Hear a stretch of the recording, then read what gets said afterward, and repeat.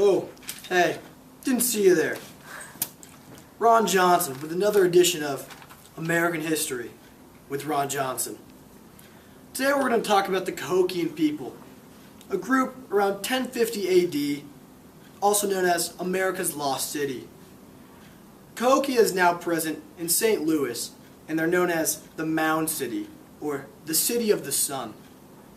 The Cahokians were Native Americans of the Mississippian ancestral group. It was the largest city group built by the Mississippians. There was up to 20,000 people in its peak around 1050 AD. The largest mounds made by man were made by the Cahokians. That's Ron Johnson with American History. And now a quick word from our sponsors.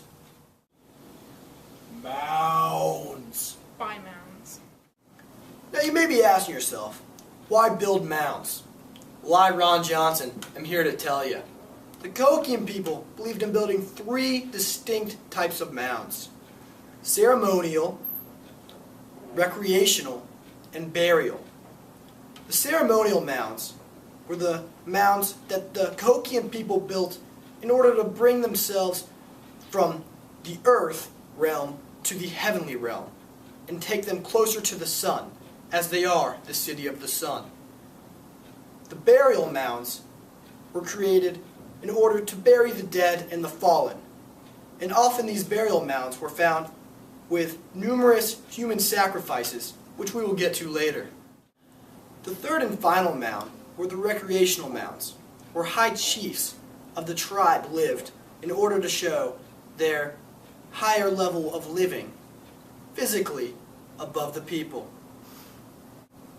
The most famous mound by the Cahokia people is Monk's Mound, or as archaeologists have dubbed it, Mound 38.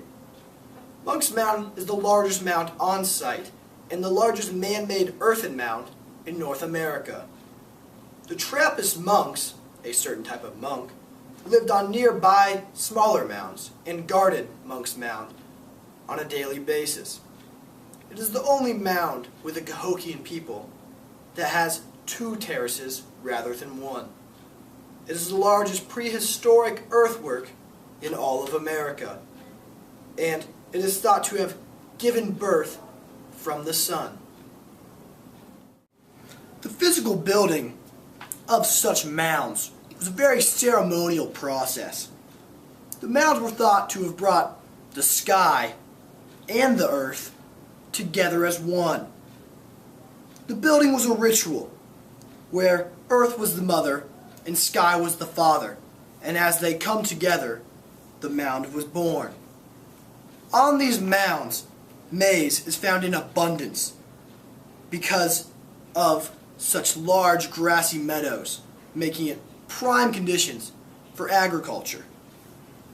After completion of building the mound, giant feasts and festivals and parties took place in celebration of the completion of the mound. Another quick word from our sponsors. Hey Raquel, want some Quaker Oats? Yeah, I want some mounds. Mounds. I'm Ron Johnson, and I want to thank America for listening today. Now I'm going to go ahead and turn it over to my partner Don Swanson. Let's get moundy. Oh, Don.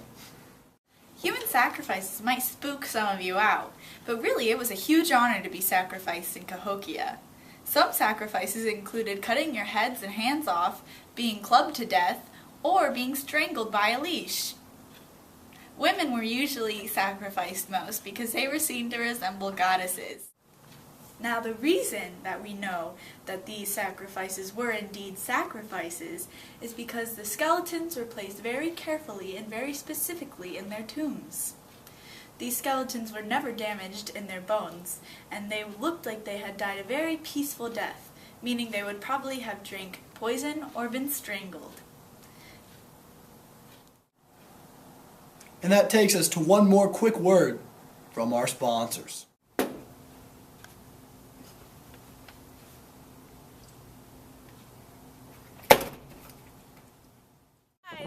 Dawn Swanson. Here I am in Cahokia. I'm here. And this is where a mound was once. You can see we've got some nice vegetation. And they had to clear out most of the mound. But that's okay because we've still got some of it. And it's a great mound. This is mound 73. Oh, here we go. Hey kiddos, do you know what you're sitting on? A hill. This is a mound actually. It's an ancient civilization. It was bigger than Rome and London. And they did human sacrifices and stuff. It was pretty neat. That's cool. Yeah, you guys are sitting on a civilization named Cahokia. It's really cool. You ever heard of Cahokia? Nope. No. It's a great place. You guys should look it up sometime on that phone of yours. Hey, you like...